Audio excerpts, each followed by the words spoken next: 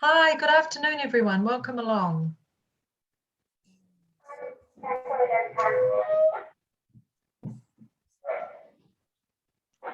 While we're letting everybody into the waiting room, if you could all just put yourselves on mute so we don't have any background noise, and then we will get started in the next tiny little while. So it's my great pleasure to welcome you here on a Friday afternoon. I hope it's sunny in your part of the country. So this is the second webinar that we've had this week, focusing on dementia-friendly libraries. And some of you might have joined the webinar that we had earlier this week with Picton Libraries, which is now up on the LIANZA YouTube. If you didn't get to see it, you can jump on and have a look at the recording there if you like. And today we are talking about setting up dementia-friendly book groups in public libraries. And so it's my very great pleasure to welcome today Dr. Gill Claridge and Dr. Sally Rimkeit, who have done some work with LIANZA last year. We had a group of libraries who were working on dementia-friendly book groups, and we've got a little diverted, as we all have been in over the last year with COVID, etc. So I'm so delighted that they can come along today and share some more of their knowledge and some of the experiences that they've had with dementia-friendly book groups. Sally had hoped to be at home, but she was on her way somewhere and has had to jump off the motorway and is now at Waitohu, the library in Johnsonville. So she's coming to us from a public library, which seems very apt. And so the way that we're going to run this is Sally and Gill will introduce themselves, and we're going to play a video for about 25 minutes, and then we will have time for questions and some discussion at the end. If you have any questions that you would like answered, please pop them into the chat and I'll keep an eye on that and direct those questions to Sally. Lovely to speak with you today virtually. I hope all of you stay safe. Right, Sally, would you like to start? Hi, I hope everybody can hear me. I've been asked to wear a mask in the library, which is apropos. And so I'll just start the video now. Just make sure everybody can hear. And if we can use the chat, if there's any questions with people hearing the audio, or just speak up and say that you can't. Just start at the beginning.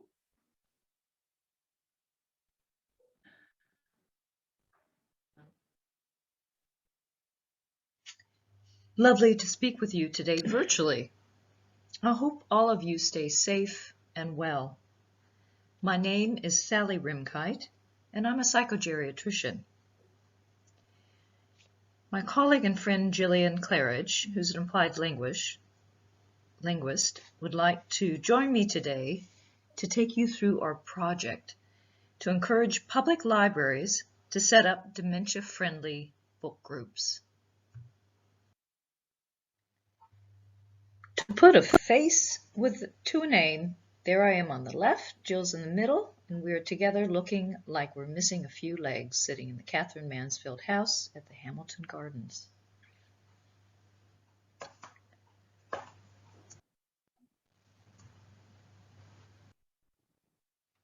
Jill and I are old friends, and one night, over a glass of wine, we talked about adapting a series of books so that people with dementia could again enjoy a great book. This idea, some 6 years ago, has now developed into a recognized international reading and dementia program.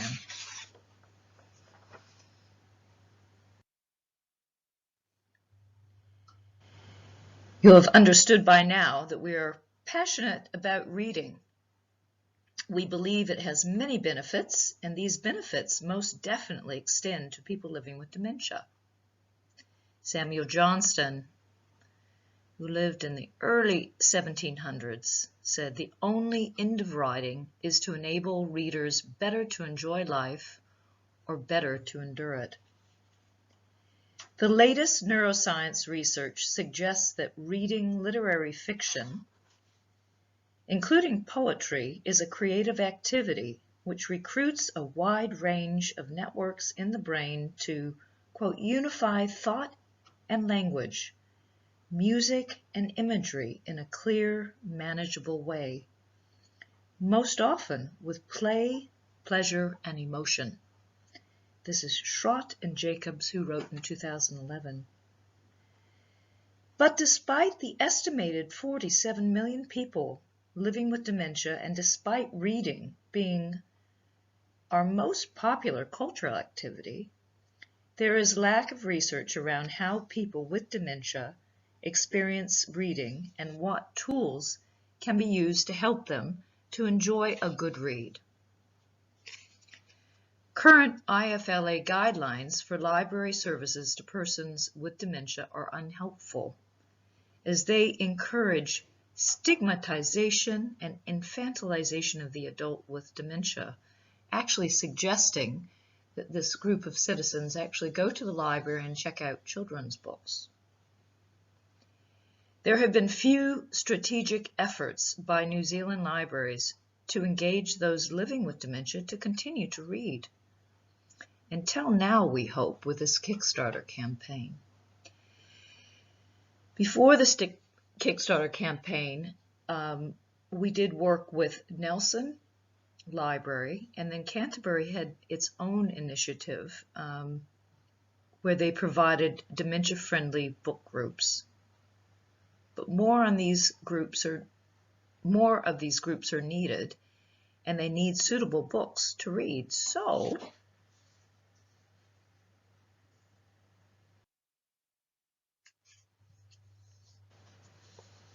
as a starter, we adapted A Christmas Carol by Charles Dickens by making it shorter, simplifying the language, and enhancing the text with beautiful illustrations. This edition was trialed in a small feasibility study. Some of the findings were unexpected.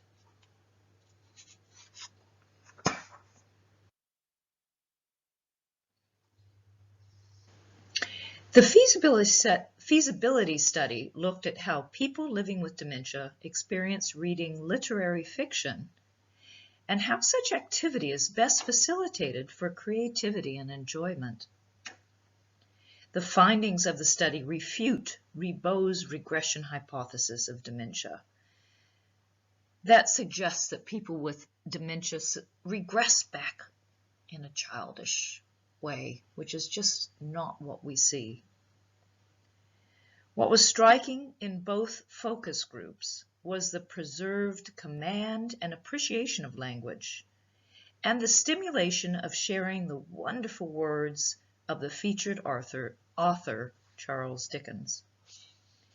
To support memory deficits while preserving the stimulation of the original language, the following modifications were found to be helpful: providing a cast of characters, reducing the amount of text, and regularly repeating reference.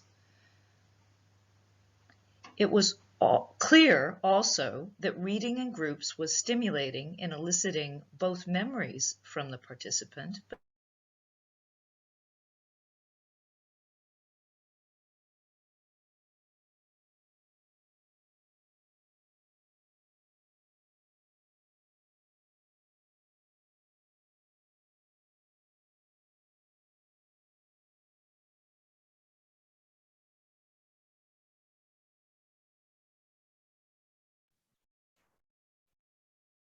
I think that Sally has frozen.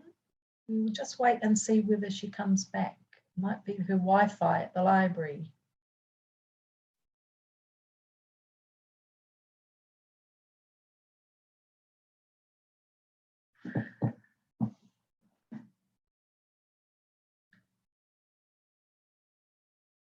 Jill, do you want to just say something at this point while we wait for Sally to come back?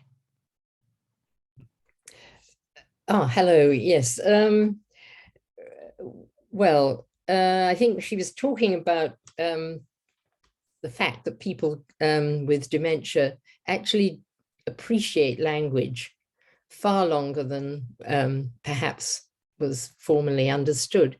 And they're very much aware. I mean, in our feasibility study, we actually had some people with moderate to severe dementia, and yet they loved the language of Dickens and enjoyed it hugely, and responded very vehemently to the language.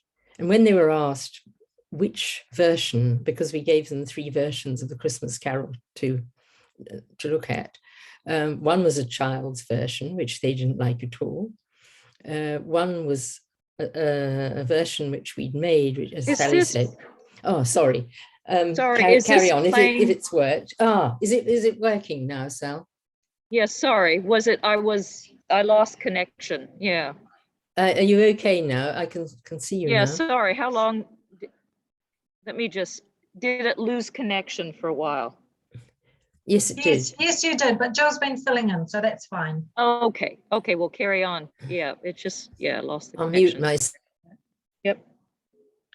There was a question, what does a cast of characters mean? You talked about a cast of characters. Oh, that's just the people who are actually in the book, with little explanations as to who they are. For instance, in Little Women, the 4 March sisters, Meg, Jo, Beth, and Amy. And we give a little list at the beginning of the book. Is that okay? Does that make sense? Yeah. Yes, thank you. Right. I'm just re-sharing the screen. I think it just went out. There we go. Okay.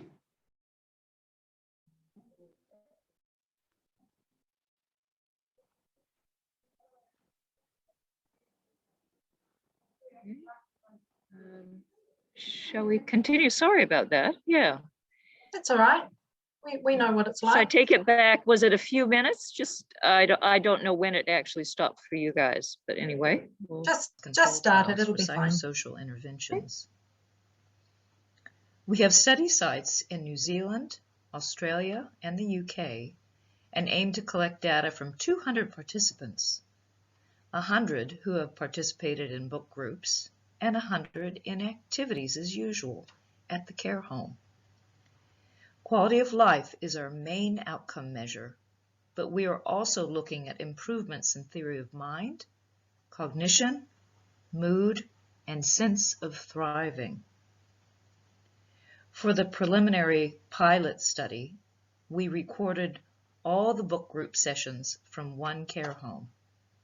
We also recorded all the book group sessions conducted in the public library with a group of people living with dementia who are not in care homes. Both groups enjoyed the sessions immensely, and this gave us the idea that we might be able to promote the facilitating of book groups in other public libraries for people living with dementia by giving sets of Dovetale Press books or adapted books to libraries and providing training for facilitators.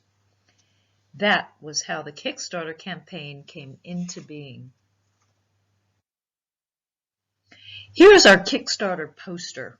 We raised our target of $5,000, and so we are now able to supply 20 libraries with sets of books and training. In the campaign, we had fantastic help from so many people, and I'll go through all of that shortly.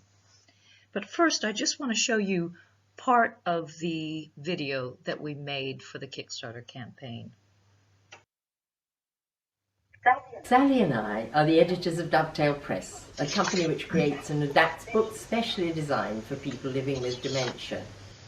Many people wonder if those living with dementia are actually interested in reading at all, and indeed if they can still read. We would like to tell you a story about someone called Philip, which we hope will explain why we create our books. Philip has dementia, and sometimes he feels that he's excluded from life as he used to know it. People often think that he's incapable of pursuing ordinary hobbies such as reading, which he used to enjoy pre-diagnosis. But the reality is quite different. Since he has joined a book group at his local library, specially set up for people living with dementia, Philip has found that reading is not just a pastime, but a lifeline. Through reading adapted literary classics such as stories by Charles Dickens and Louisa M. Alcott and others, he's been able to talk about incidents buried in his own past.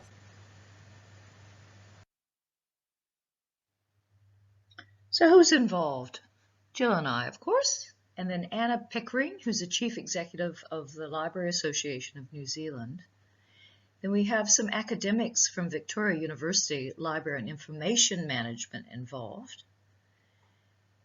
Professors Anne Golding and Jennifer Campbell-Meyer. 20 public libraries carefully selected for interest and capability around New Zealand. And we've connected these libraries to the local dementia and Alzheimer's associations, which gets that community networking going. Of course, we've got all the supporters of the successful Kickstarter campaign, and most of all, our readers living with dementia. We've had an enormous amount of help from all of those people mentioned above. Now, creating a dementia-friendly community is the talk of the town. Communities are encouraged to provide inclusive living for the growing number of citizens who are living with dementia. Libraries are community spaces that can take the lead in developing dementia-friendly strategies. As the Public Libraries of New Zealand website proclaims, we're the heart of every community. We mirror, reflect, and service our community according to their needs. It's wonderful that a growing number of libraries are taking up the challenge to host dementia-friendly book groups. The Kickstarter campaign has not only raised money, but it's raised awareness of the need to recognize the rightful place at this heart of the community of people living with dementia.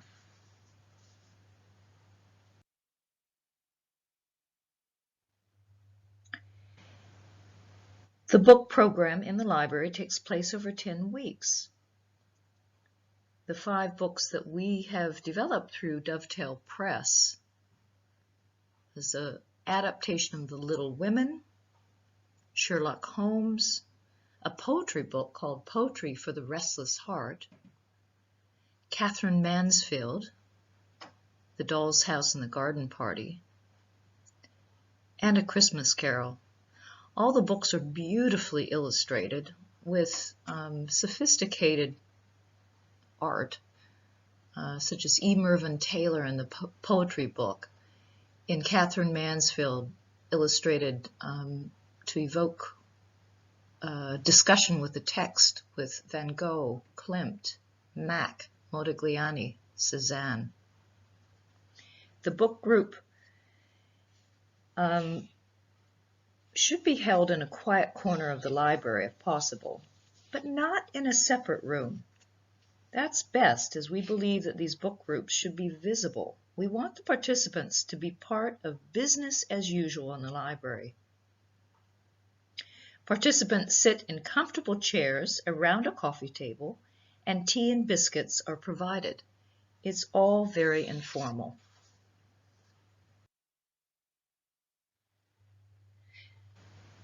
Next, we're going to show you a series of movies. And these are groups of people discussing, the first 2 movies, discussing an adapted version of Little Women. This is a shared book group at the Palmerston North Public Library.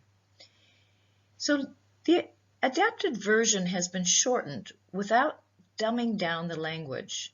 And the group first talks about the chapter where Mrs. March and her 4 daughters take their Christmas breakfast to a poor family who have nothing to eat and no fire, although it's midwinter.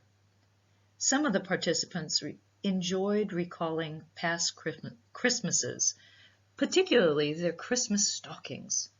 For one, the memories evoked were not so happy, but this man said afterwards that being able to talk about these in the book groups had made him much more confident, which his family had noticed. The second chapter the group discussed was about the eldest girl getting married. This gave rise to a great deal of talk about the changes in society since the days of Little Women. Participants were vocal in their opinions about sex before marriage, try before you buy, solo mothers, arranged marriages. These opinions and ideas were not simply memories, but new ideas. The facilitator does not stop people from straying a bit from the topic, although she attempts to gently bring them back to the book. And here's the movie.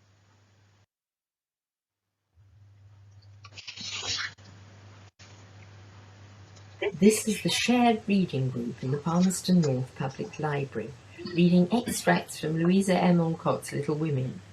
The first story is about Christmas, and this evokes memories from the group. And did Santa come and fill them up? Yes. Yeah. As you got bigger, you drew pillowcases. I know, yes, pillowcases, because you couldn't fit the presents in. I was a child in the house of grown up. Ah, so did you have rather good stockings? Absolutely. A lot of presents. A Always stocking an wasn't orange big in the enough. bottom of the stocking, wasn't it? There's always an orange in the bottom. There's an orange in the bottom, yes, in the Yes. toe, yes, yes. One Christmas I do remember where my older brother took my present, swapped the names over because it was a train, and he gave me his one. And nothing was ever done. But I think without being the dad and the large family food and everything else, it's just a bit hard now. But Sorry, I'll yes. be right up. Is it? And this is the next movie, which shows them discussing marriage back in the Little Women age and in the current age.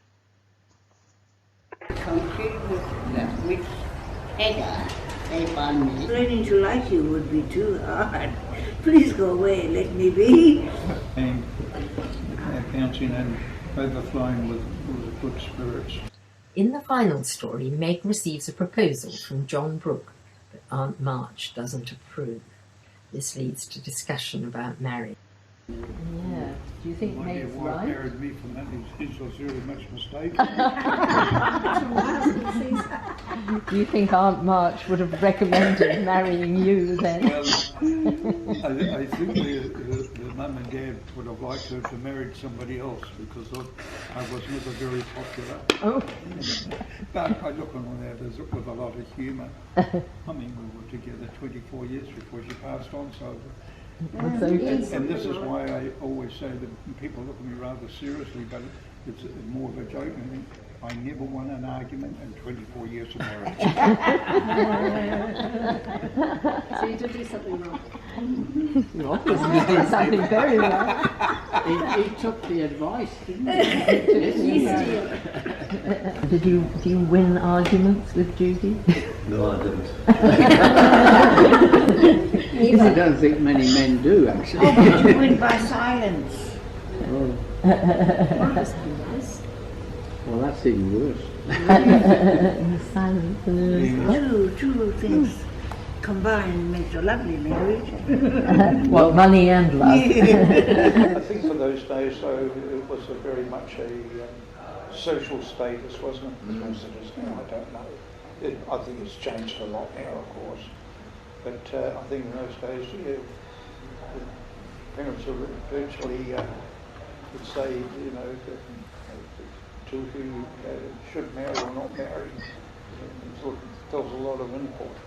Oh, Jean's coming home for the holidays, and then Jean arrives. Oh, this is my husband. Oh, right. So you don't even get a say. Do you think they would ask, these two would ask Mr. March whether they could get married or not? Yes. They would have. Oh, yes. Yeah, they would They'd have definitely. followed the protocol, wouldn't they? Yes, it was definitely. Especially They'd in have those to days. ask his permission, wouldn't they? Especially in those days. I think with a family like that where they've got all those girls, the mum and dad would want them to marry well, you know, financially and locally, so they could be successful, you know. Yes. Yes. Yes. But that's all everybody's wish, isn't it? To be, that your children do well in life. And if That's they, what you always hope for. if he's not well heeled, and there's a baby, and then there's another one. Oh God, not another one. Yes. And then of course you've got to pay for that and pay for it and buy all the. That's the trouble nowadays. The young ones, they have the babies before they even get married or even living together properly, aren't they? Yeah. Try before you buy. Yeah, try before you buy. That doesn't always work.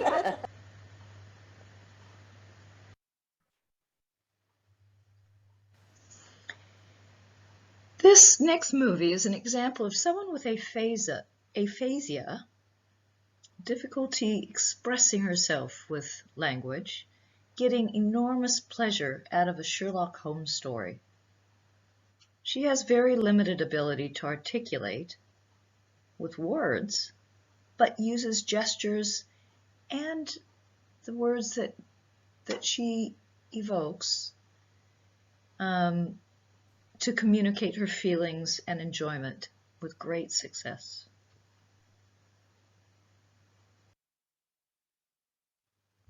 The next part is about the battered hat. Sherlock Holmes is trying to discover who its owner is. And he explains that he can tell a man's character from his hat. Do you have your name inside your hat? Not these days. No. No.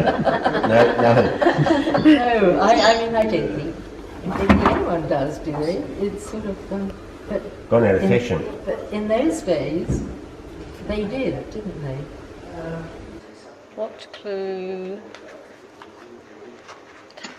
Don't worry.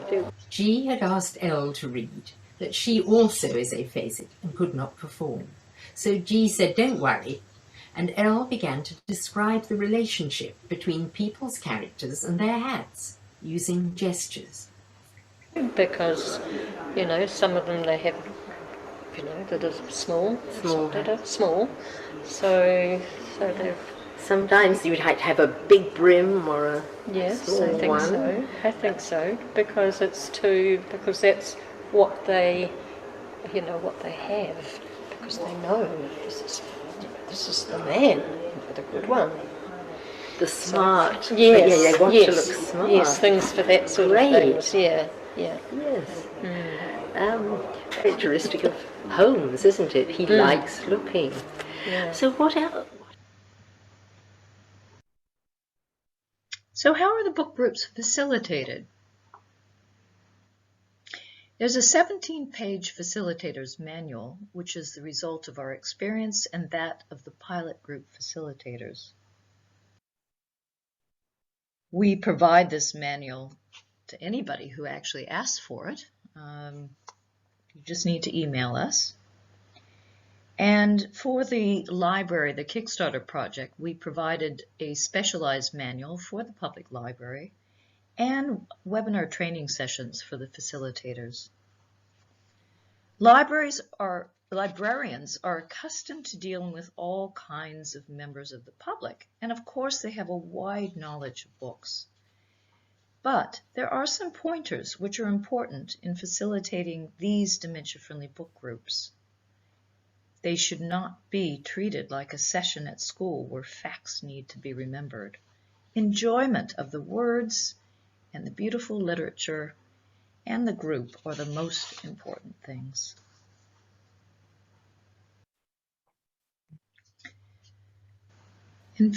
In brief, facilitators should encourage readers to relate the story to their own lives and to discuss memories and ideas that text evokes.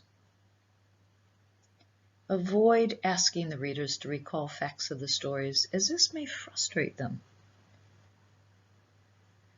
Use the quiet that is found in the book groups. The first session may seem really rather quiet, but that's okay. People need to get used to the idea of discussing a book. And everyone needs time to think. They won't answer questions immediately, so some silence is absolutely okay. The facilitators often feel they need to fill in the silence, but please don't leap in too soon. If you want to, however, you can use stories from your own life to stimulate discussion in the group. But do give the readers with dementia, living with dementia, space to talk. Ideally, they should talk more than you do.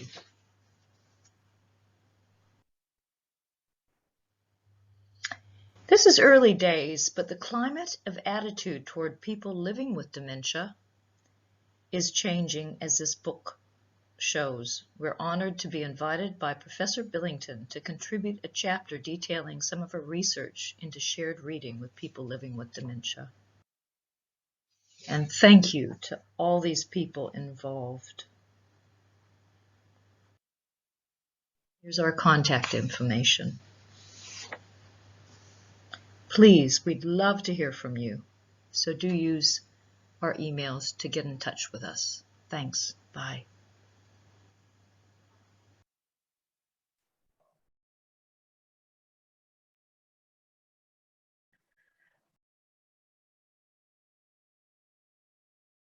Sally, you're muted if you were talking. There we go. I'm not talking. I wish I could take my mask off, but I can't because the librarian came and told me off for not wearing it. So put it back on. So there were a few questions in the chat which Jill has answered some of. Jill, do you want to talk any more about some of the responses that you've been making? I think, yes, just simply to say, gently keep asking them. The gentleman you noticed with the sailor hat, who was very, very quiet in the video, but in fact, when we got to the poetry, he was a Scot, and he suddenly read all the poems of Robbie Burns. Well, sorry, all the poems, Roy. He read out "My love is like a red, red rose," the whole of the poem, and he hadn't done that ever. And his wife was very moved to tears, in fact, that he was able to do that. So gently keep trying. That's the message about people reading or not wanting to read. They might suddenly decide they do. So be aware. And there was a question about, does everybody in the book have their own copy? Everybody in the group have their own copy of the book, so they've all got their own book to look at. They've all got a copy to look at, but you actually keep those in the library, because if you let them take them home, then they might get lost. So just remember to collect the copies back for each, at the end of each session. Can I just launch in and say, some people just assume that their loved ones, their family members, cannot read. And I've had this experience so many times clinically where they say, no, they can't read anymore. But in fact, when you show them a book and show them some large print, they can read very, very well. Not everybody, but don't presume that people are not able to read. Not everybody in the book group will be able to contribute to reading aloud, say, but most people can, and you would be surprised at the abilities that show up.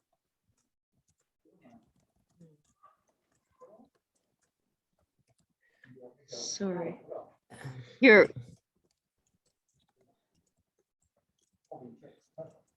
Is there an ideal number of participants for a book group? Yeah, we'd say not more than 6, simply because that's a comfortable number to get around the table. Also, because if people are a little bit hard of hearing, you don't want too many people because they can't hear each other and they can't hear what's going on. So 6 is probably the maximum.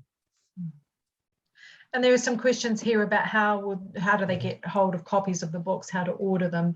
And you could just simply Google Dovetale Press and find you and make orders for books, can't you? That's correct, yes. Yeah, but we would like to offer wholesale rates for any libraries, any NGOs, so we can help people have enough copies that people in a group can hold their own. I think it's just an important, Definitely. important thing that everybody has a copy to hold. So we'll work with you to make sure that they're accessible. Yeah, in a good price, essentially, to make sure that you can afford that. Yeah, that's the most important thing. Yeah. So basically, we would recommend you have 6 or 7 sets of each book, so that you can cope with a group of about 6. And there's a question about, Sal, you ought to say, what about the caregivers? The question, we were perhaps one from a care home or something, but would you like to explain further on that? We really like for the family care partner to probably not be there, because sometimes they launch in and answer for the person. I think there's so much of that when I see a lot of that in families, and it's just a lovely thing for the person living with dementia to come in, and this is their thing. This is their own activity that they can take part in. Sometimes, we do find if somebody's very, very impaired, it does help to have a family care partner or somebody from the care home, that sort of thing, to come in and help them turn pages, that sort of thing. But definitely not to offer too much in the way of their own stories, narrative, and let that be the participants living with dementia. There's a question, are we developing more books? We have actually developed 4 Maori stories with a wonderful permission of Patricia Grace and Whitty Hamaira, who wrote the stories originally, and have allowed us to adapt them, but only, we haven't been able to print them. They're really only for the purpose of the book groups, because of course Penguin has the copyright to the original books. So those are available from us for use in the library. We'd love to develop some more, but it's a rather expensive process, not so much the adaptation, but the design. So we're working on that. We would really like to do more. I am working with a psychiatric registrar, Dr. Ben Wilton, who for his scholarly project for psychiatry wants to take the 4 stories that mainly Jill did the adaptations for those stories, and then add some proverbs, songs, Maori songs, and then do translation into Maori of those stories. So with some beautiful illustrations. We're going to see if we can, he's going to do then some clinical research around that with dementia-friendly book groups in the public library. So that's going to be very exciting, I think. And we'll try to seek permission from Penguin Books to have at least a print-on-demand publication of it so he can use it in his study. Yeah. So someone has asked, Jackie McMillan's asked, how much of a book do you do in one session? It's very much play it by ear. You might find that it doesn't provoke, perhaps at first, it may not provoke as much discussion as it will later on when the book group gels. They get confidence in talking about the book. So just see how it goes, but probably the thing to remember is that each double page is supposed to be an entity in itself, so that if somebody is very impaired and they can't actually remember what happened on the previous page, they still get pleasure out of reading the page they're on. However, I've generally found that a chapter of Little Women, possibly 2 of the Sherlock Holmes, possibly 1 or 2 of Christmas Carol, is fine for a session, but just really see how it goes. How regular should the meetings be? Well, we've been doing them weekly. I think that's good, because it's an outing. It's on a particular day. People look forward to it. and some of them do actually remember what happened the week before, although it doesn't matter particularly because you always do a recap if you're in the middle of the story anyway. The sessions are about 45 minutes to an hour, again, depending on, if you see your participants looking a bit tired or something, you might end it earlier than an hour. On the other hand, if they've got a cup of tea and a biscuit, they might even want to go on longer, but an hour, 45 minutes to an hour is about right. I wondered if you could comment in the work that we did together last year. You often made the point when we were doing the training, and I think you've touched on it today again, about the need to make sure that the facilitator's not doing all the talking, and about the books being provocation for conversation and memory. I wondered if you could maybe, I'm not sure which one of you could talk a little bit more about that. Could I just say, I think somebody has asked, that when they've been involved, they read together, they follow silently while I read, and they've asked somebody if anybody wants to read aloud, but so far no one has. What I would do there is don't ask the whole group, just say very politely, name the participant and say, would you like to read? Just kind of make a presumption that they're capable, that's okay. They'll tell you if they don't want to read, and you never ever push them to do something that they don't want to do. But don't offer it for the whole group, because nobody's going to put their hand up. They'll be too shy. Yeah, that's true. And also, yes, do try to get them to talk. But of course, if you've got sort of a little story or a memory that you think will provoke memories and ideas from them, then of course say that, but try to talk less rather than more. We want them to do more of the talking. And one of the other things I remember you talking a lot about, we had some people in the group last year who were wanting to go out and do book groups within care homes, and you made the point that it's really important to be doing it in the library. Can you talk a little bit more about that too? Well, the point of it, the point of the Kickstarter campaign really was to raise the profile of people living with dementia. And that's why it's so important. The library is the hub of the community.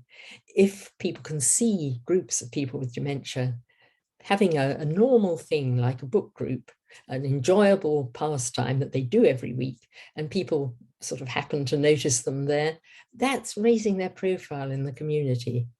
And anything else you want to say, Sal?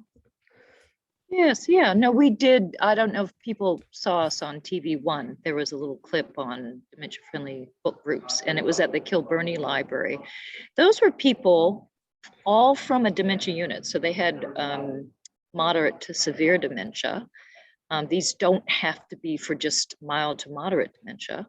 And they would be brought out to the Kilburney Library. They would be taken in the van, and they absolutely loved that day. And it was supposed to be about an hour. They would probably stay for an hour and a half, but it was like the highlight of their week. And a lot of the family members said that, their loved ones had gained a lot of confidence from it, and just a lot of joy, especially just getting out of the care home for one thing.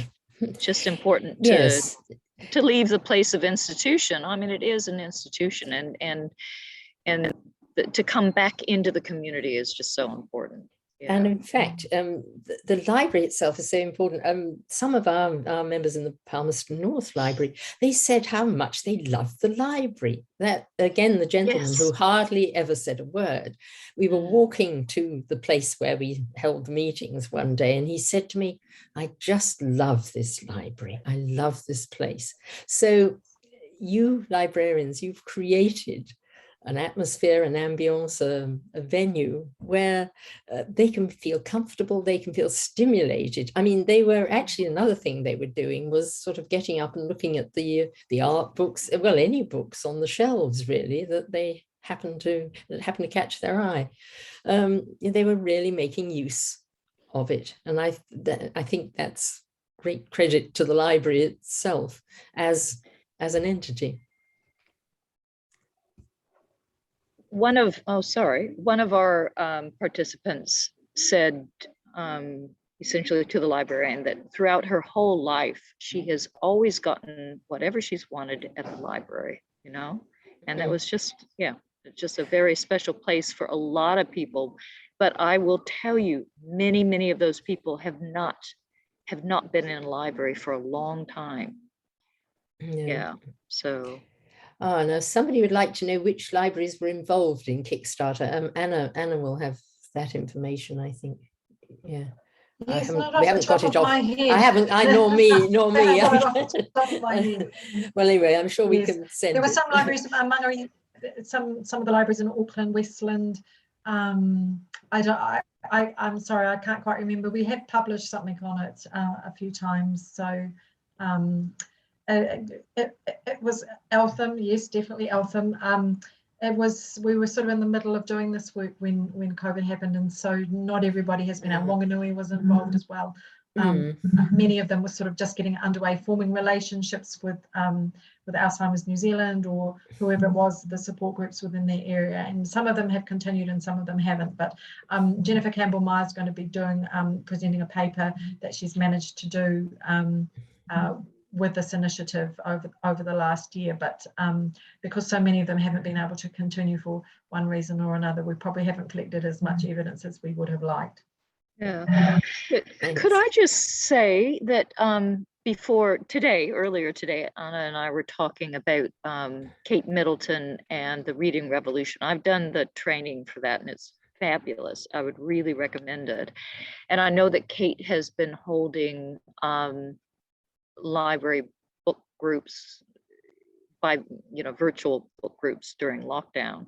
She, her book groups are not specific for people living with dementia, but there's a lot of just very rich resources right there that Kate has. So we work, obviously very collaboratively with those other groups.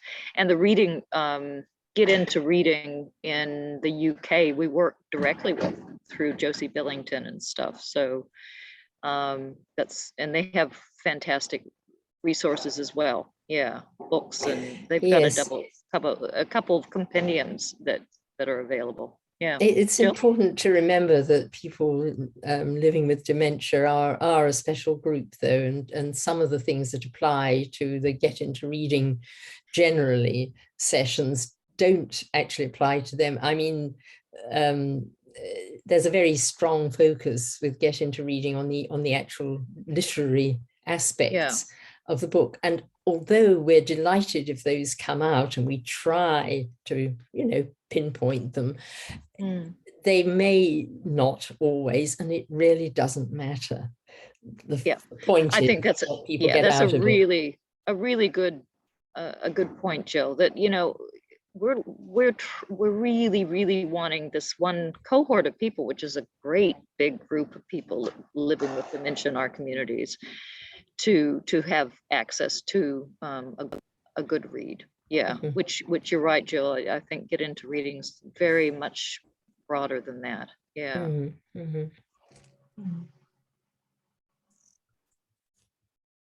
There's a question there. Is the manual the same as the short guide developed by Sally and Gill? I think pretty much we just adapted it. Must be, so, yes. If you, as I said in the chat, if you've RSVP'd, we did send it out, I think Wednesday. And if you haven't, please just email me and we can send a copy of it back to you. Yeah. I just say that my email is different, so maybe Anna can put up my new email address. Yeah, it's just I've left the DHB, but I'm still with the university. But yeah. So you can feel free to get a hold of us and ask any questions or anything you want. My email's the same, so that's fine. Jill's the same. Yeah. And Sally, did you want to talk a little bit about what we had discussed earlier about perhaps facilitating some online reading groups? Yeah, I wonder how many people would be interested in this. if we could set up a roster of volunteers, essentially, who are facilitators to help run weekly shared virtual book groups, you know, so it could be, say, on a Friday morning at 10 o'clock or something like that, where LIANZA maybe could help us set up a virtual book group across the country, so different libraries with your readers could take part. If they can't come to the library because of lockdown, or maybe they are too frail or whatever else is going on for them, they could take part in a virtual book group. I know Kate Middleton is doing that with the Reading Revolution, but hers is not for people living with dementia. This would be specifically for those living with dementia. Yes, and actually Richard Fernando of an entity called Crest is actually trying to set up something like that. So when that sort of eventuates, we'll inform you, and we'll put you in touch, Anna, and maybe that can be that'll be a platform through which it can happen, because I think what he was going to try and do was to make it easy, the technical side of it, because obviously people living with dementia, for them going online is even more difficult than it is for me, which I find it a problem. So yes, more on that subject. There are people sort of working to make that a bit easier. But that will let you know. So I just wondered if anybody else had any questions that they would like to ask about anything they've heard today, or some comment they might want to make about their experience of trying to set up a dementia-friendly book group. If you do, I would just encourage you to unmute and just ask away.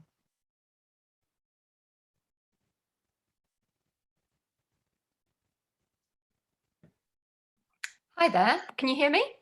Yes, we can hear you. Ah, yeah. Brilliant. I was just wondering about if you've got any advice for evaluating the groups.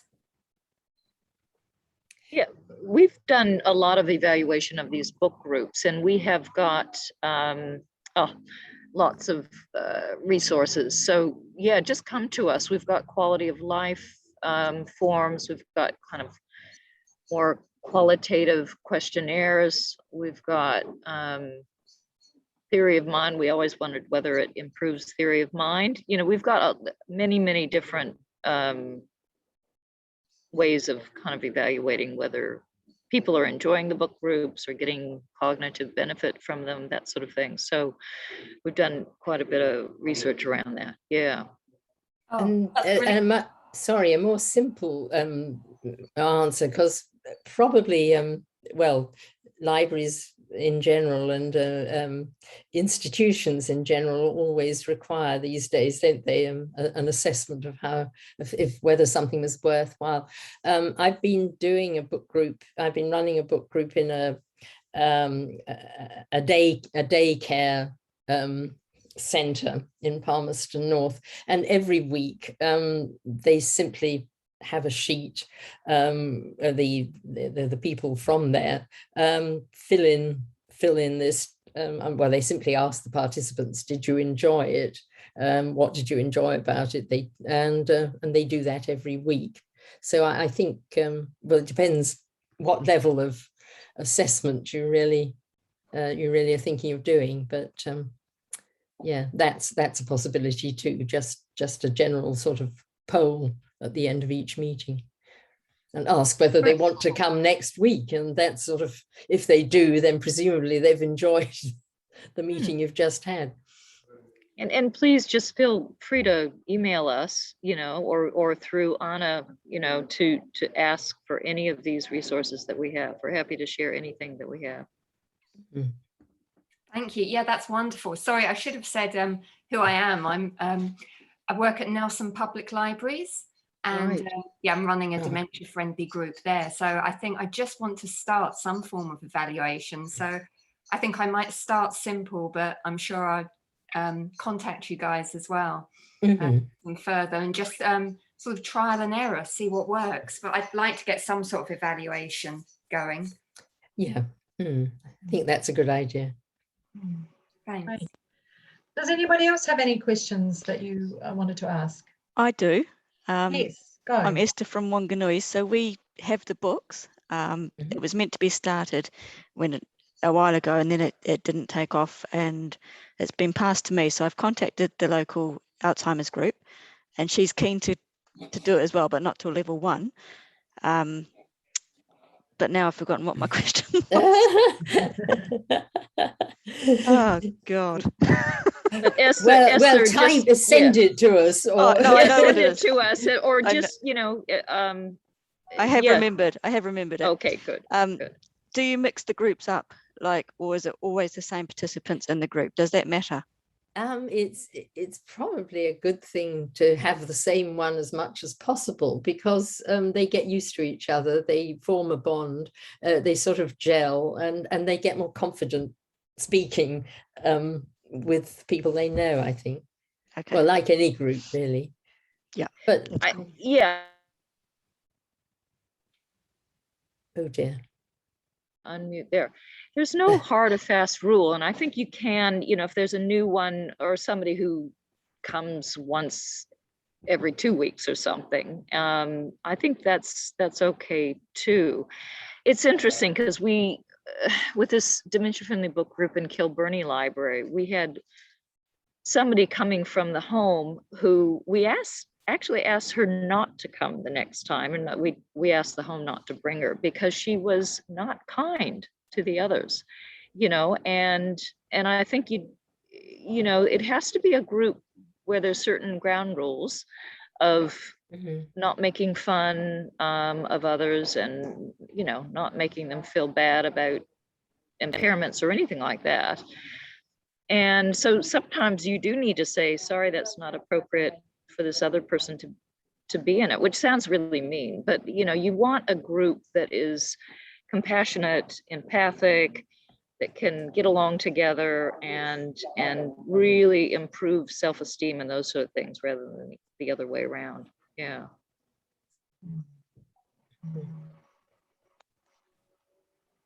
Great.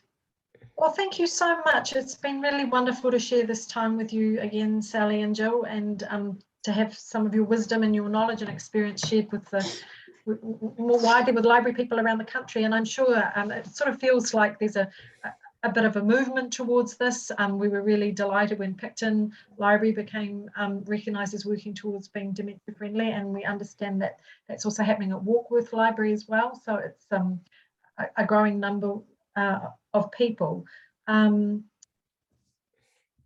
So please be in touch. If you haven't had the manual, I put Sally and Gill's emails into the chat if you want to be in touch with them directly.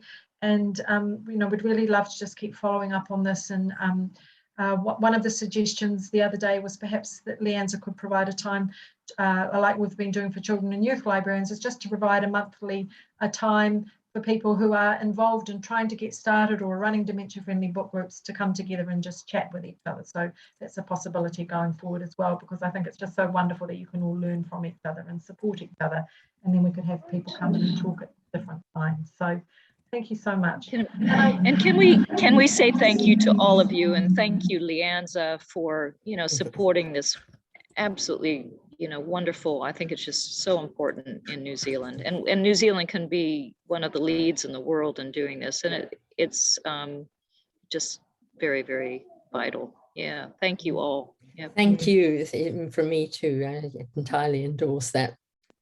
It's great that you're all involved. Wonderful. Yes. So thank you so much, everyone. I do realise now I'm going to do a closing karakia that I didn't actually do the opening one. I was so busy with letting people into the room and everything, but I am going to do a closing one and to wish you all a wonderful weekend. So just in closing, anuhia ki te uru tapanui, kia wātea, kia mama, te nākau, te tinana, te wairua, i te ara takatā, koe rai I rongo, whakaaria aki ki runga, kia tina, tina, huie, taikie. Thank you so much, everybody, for coming, and this recording will be up probably next week on the LIANZA YouTube as well. Thank you. Bye. Thanks.